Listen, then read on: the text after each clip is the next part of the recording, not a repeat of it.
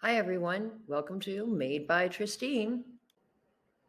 So I decided to build my own oven range cover to cover the oven range that I had bought. I started with a simple frame with my favorite 1x3s. Then I secured some thin plywood to the sides to give it the shape. I then gave it a nice little shelf, then framed out the front face. This is the view of the back, and this is when I checked to make sure the oven range would fit. I put some nice trim around the corners to give it some depth, and put some nice trim around the faceplate at the bottom. After that, I primed it and went through a million different decisions on what color and what to do with it.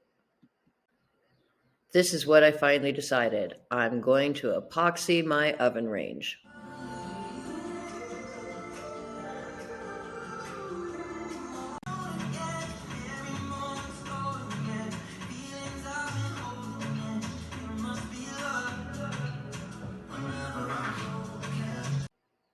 This was definitely the fun part. I love doing this and I love the effect. So this is as far as I got today. I'm pretty happy with how it turned out. Stay tuned to see the finished product.